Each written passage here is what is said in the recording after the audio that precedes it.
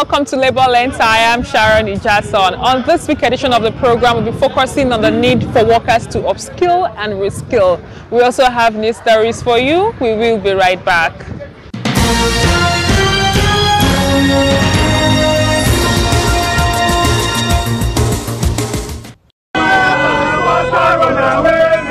A protest in front of the Louis Edet House Force headquarters to demand for better pensions and salaries for the Nigeria police. Joined by retired police officers, the protesters want urgent action to withdraw the police from the contributory pension scheme to a defined benefit scheme. Their retirees lament incredibly low pension payout, sometimes as low as 22,000 naira to 30,000 naira monthly, despite long service and hazardous duty. After my retirement, it was 2,100,000 being given to me as a deputy superintendent of police. And every month, my monthly pension is 35,000 naira. I stay for 1 year, 3 months before they give me 1.9. Every month I'm receiving 22,000 up to today. I was told to come and sign a consent form. And when I get to pension headquarters here in Abuja, I was given a form to sign. And I was told that my pension, my gratuity is 3.6 million. I was enlisted into the Nigerian police force in 1980. And I went for cadet. I am a member of Force 2008. See, what we are telling the federal government, they should give justice to themselves if they really need peace. The protesters marched to the National Assembly to press for action. So we decided today that the Nigerian people will join hands with you to fight this battle once and for all. And we expect also serving police officers to join in this battle. But we know the manipulation that they are going through. Some of them are confined to their barracks because of today.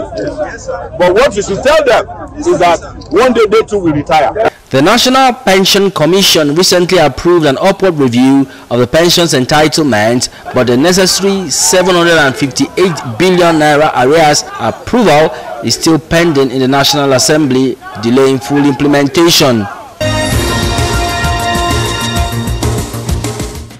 It's the 21st Rain School themed labor and human rights in a shrinking democratic space. Several representatives from the labor and civic space spoke about the rights to free speech, assembly and participation in governance. So over the years, one of the key success of this school is ability to develop the capacity of the affiliates of the NLC boards from the private, public and the informal sector to know more about what a union is. And the second thing, to also understand other thematic issues that affect the workplace, because it's not only the issue in the workplace but also issues in the larger society. That's why we have to talk about democracy. Social dialogue at all levels continue to be key and continues to be the only way that we can resolve and co-create challenges that can address, solutions that can address the challenges that we are facing. Guest lecturer Professor Etam Funk at the training school says a civic space discussion is important to ensure effective bargaining to protect the rights of the people. Number one, good governance by the operators of the system. And number two, constant enlightenment and pushback by the civil society. That's just what that equation, social equation, must balance. Then, of course, trade union, where our hope lies, must be assisted to continue to push them. The ordinary man on the streets is struggling to make ends meet. There's so much poverty in the system. The guy out there spends the whole day, the whole hour struggling to eat. So he has no time to be called to that place called Ibomhor to come, let's reason together and say, hey, this government is getting too naughty, let's do something. He has no time. So we need people like the trade union, the civil society activists, the NGOs to continue to speak to authority to listen. The governor of Akwa Ibom State opened the training session and highlighted his achievements for workers in the state. For the past 2 years, has worked in a very robust collaborative way with the labor movement in the states to end various welfare packages to the workers of Akwa Ibom states. One of such is the new minimum wage that the president mentioned.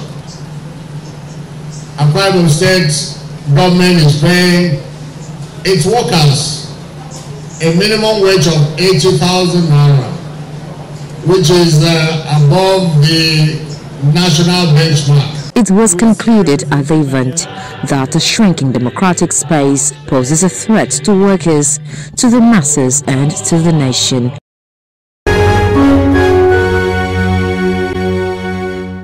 For us in Akwa Ibom State, we are very happy to have a number of people that we are seeing showing interest to learn something new, to learn, unlearn and relearn a lot of things that they have known. Considering the REN school itself, the team of the REN school 2025, you see that the civil space is really shrinking, and the NLC are here to engage themselves on how we can work on the civil space and telling people the rights, the extent of their rights, and what they can do to reclaim the civil space that is shrinking. However, as host chairman, I'm delighted to say very categorically that this is the first time we have the number of people that we have in one event. Previous years, we used to have like a 150, 120, and all that. But 2025 REN School, because of its special nature, we are registering on the first day over 230 participants. And therefore, all of us are happy that the labor leaders are beginning to learn the acts of leadership, and true leadership indeed. So I'm very, very grateful. The truth is that when you look at the 2025 REN School of the Nigeria Labour Congress, which we have termed the 21st REN School, and under the theme Labour and Human Rights in a shrinking democratic space. The truth is that when we were debating the team, we decided that there was a need for us to flow from the 2025 May Day program, which was also intensively discussed, to arrive at the theme, which was on reclaiming the civic space within the context of the suffering, the socioeconomic sufferings in Nigeria. And so it flowed from there, that the recognition of the fact that the civic space, so when you talk about the shrinking democratic space is a component of the civic space.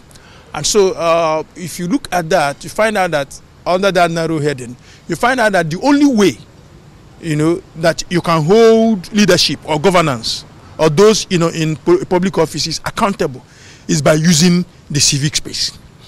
And if the civic space is no longer as robust as it ought to be, then holding governance accountable becomes problematic. On the Profile Interview segment this week, I'll be speaking with the President of the Nigerian Labour Congress. It tells me why it's important for Nigerians to upskill and reskill in a digital era, and also spoke about the shrinking civic space. It's good to have you on the program. Thank you very much. It's been a long time we've had a conversation. Yeah, exigencies of duty. Okay, it's the 21st REN School here in Akwa Ibom, and can you tell us why is it important for training and retraining at this time, and how has NLC been able to sustain this for 2 decades? Well, thank you very much. If you think education is expensive, you try ignorance. I think one author, probably Achebe, wrote it. For us to sustain the workers, for us to sustain the labor movement, we must at all times train our people, and therefore the concept of training and retraining, upskilling, is very, very vital because of the dynamic nature of our society. The society is changing on a daily basis.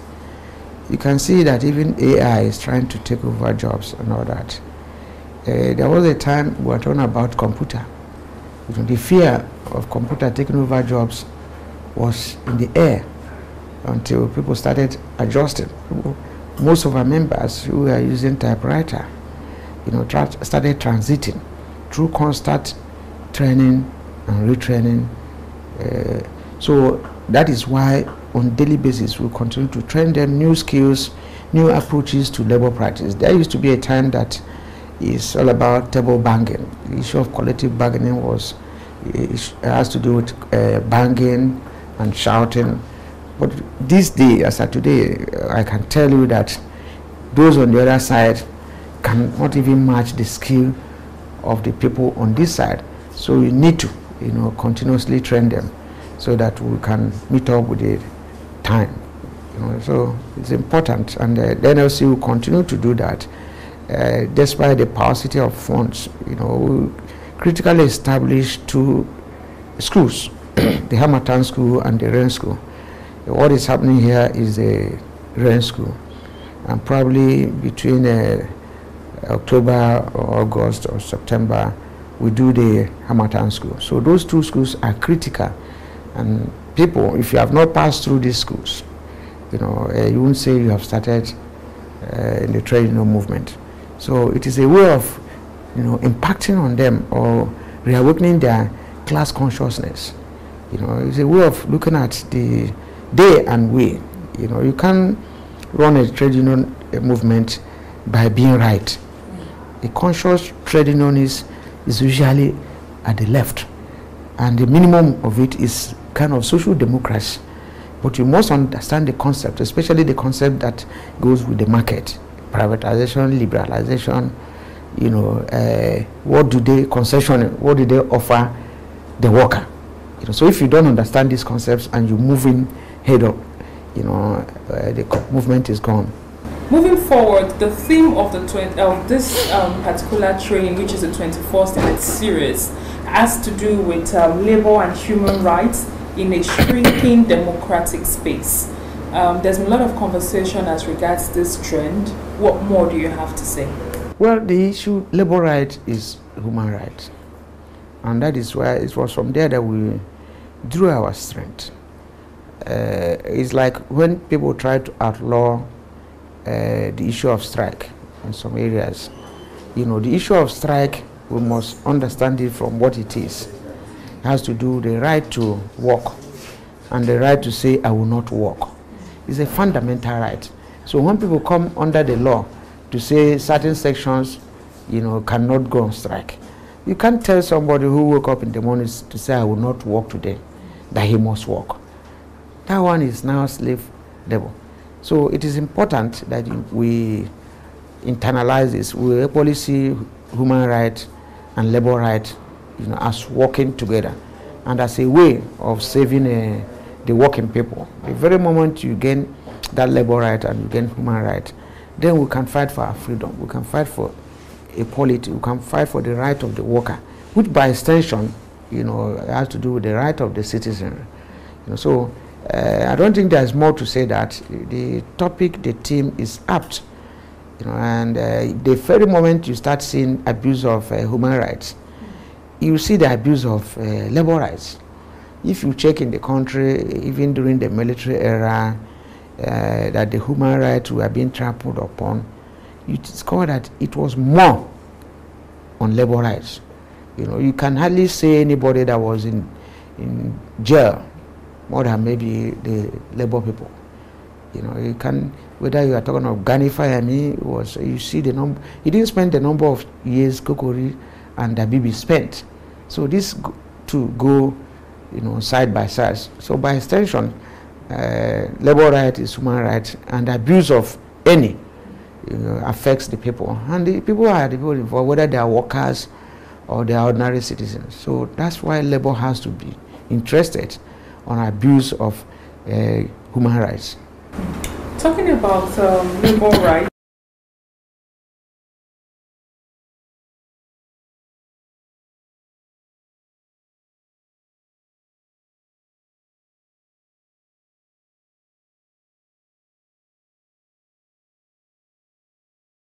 having a free and active civic space that is free and not victimized is an illusion. There has never been a time the civic space is free and active.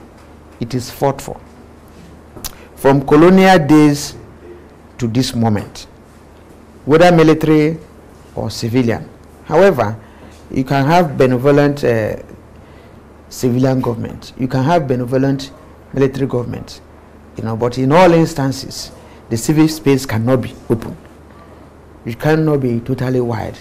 But at the moment, there is no strike or protest we organized since I became NLC president that they have not said you can't do it. None.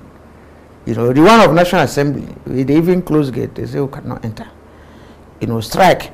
The one before the last DGDSS stage. He said, Jerry, if you come out tomorrow, you have a date with history. I say we will come out. And we came out. So freedom is not given. And that's the summary of your questions. Freedom is not given, it's taken. And especially when you are not talking of your own freedom, but the freedom of the mass, of the people you are representing. I can have some privileges as NLC president, but what happens to the ordinary worker there? We came here now. What of the pensioners that have not been paid?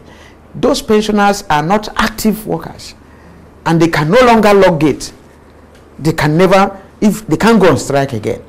So if you don't fight for them, what will be of them? So those are the issues that made some of us to step out.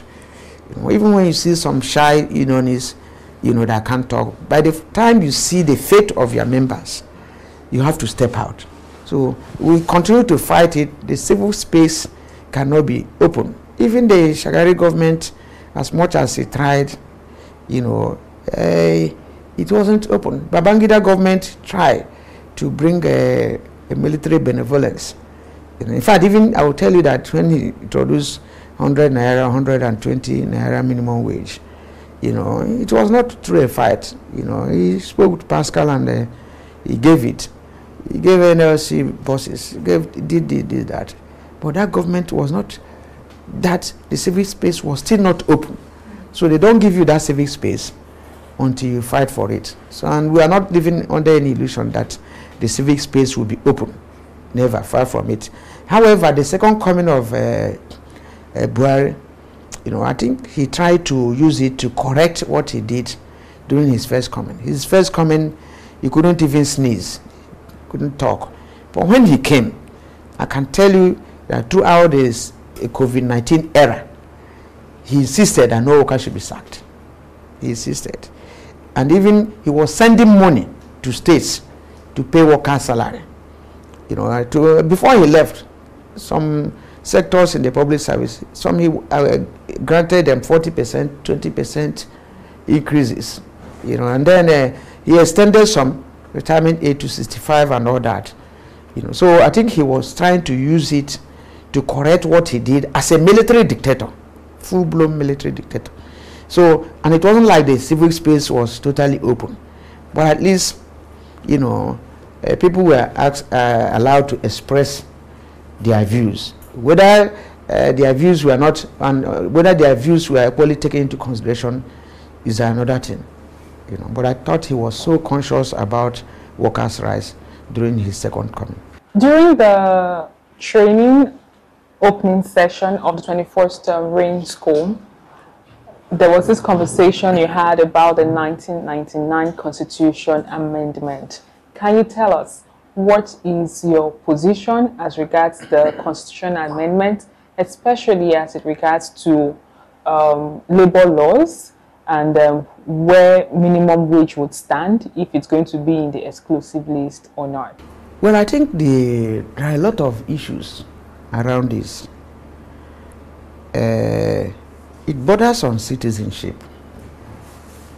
Is the person in Abia a citizen of Nigeria?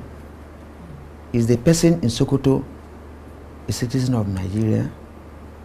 Especially citizen by birth, because there are citizens by birth, by registration, and whatever. It talks of the provision of the law. So if the answer is yes, If the answer is yes, then should there be discrimination between one citizen and the other? Even in terms of providing a basic platform for them now to exercise their rights, should they operate under different constitution? If the level 4, the requirement for level 4 salary is CUSAT in Sokoto, shouldn't it be the same thing in Akwa Ibom? I'm talking of the basic things that you need. Now, the concept of equal work for equal pay, which is equally a constitutional provision, no discrimination based on gender or place of birth or whatever. Are we practicing it? Are we now trying to ask every state to have their own constitution? This is very vital, so that they can operate their constitution. You know, so are we equally asking states in terms of resources, you know, to manage what they have, to pay their workers? It's important in terms of resource control that every state, if a state A is paying 20,000 to their workers, another state is paying 50,000. Now, a state that has much resources can pay 100,000. So that state should not send money to the national. Now, if you are talking of the federating unit, where people send money to the national, is there anything common? And that was why we brought in the issue of I'm elected from a constituency in Imo. Somebody is elected from a constituency in Sokoto, someone from Ondo. And despite the viability of our constituencies, we are being paid the same thing at the national. Is it right? If the answer is yes, because we are all parliamentarians, then if I'm a clerk in Imo State, I should earn the same thing with the clerk in Sokoto and Meduguri in Akwa Ibom. Basic, since we are now relating it to availability of funds and resource of that state. Now, if you do that, you have provided the citizen right that a citizen of Nigeria should not earn less than this as a citizen. But on the basis of the resource in that state, you can pay them A, B, C, D. You know, and that is what is happening now. Now, you bring this, the devolution of powers, you can take it further from what is happening now. You see bad roads. You know, you see the issue of electricity. The 2023 Electricity Act deregulated the power sector. States are now having regulatory commissions, even when they don't have generating stations, even when they don't have distribution stations. But everybody is asking for power. So you now have federal regulatory commission, you have state regulatory commission, and then you have jurisdictional overlap. Now, a worker from in Akwa Ibom who is working for custom will earn like the worker in Meduguri, worker in Sokoto, but he's working in Akwa Ibom. He's earning federal salary. The one in the state here, the governor is supposed to legislate. The two individuals are from the same state. You know, so that's the challenge we have. If you are talking of a kind of a system of government that power has been deregulated and then power has gone to the states, you can equally say, okay, every state should now contribute 20 naira to the national. If that is what they're asking for, fine. But you don't do it half and half. You know, you state A, pay workers whatever you like. You state B, pay workers whatever you like. You know, so I think that, and even we still have natural, we still have national character. We have national spirit. You know, if you are employing in the federal civil service, you have allocation in all the states, you know, to make sure that we cover all the states. And when it comes to salary administration, you say anything where you like. And they went further to say they equally have to state ministries of labor, state courts, you know. So the judgment you are going to have in state A, is it what you are going to have in state B? Are we going to maintain the same judicial system? So those are issues and complications. So why would the person in National Assembly whose state doesn't have money collect the same thing as the person whose state has money? Why would the governor whose state doesn't have money collect the same salary, why would they even get security vote?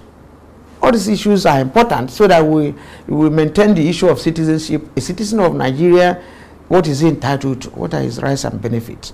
You know, so I think that was the basis for us to put that in perspective and make sure that the laws are synchronized so that Nigerians can come out to say they are Nigerians. Thank you very much for your time. God bless you.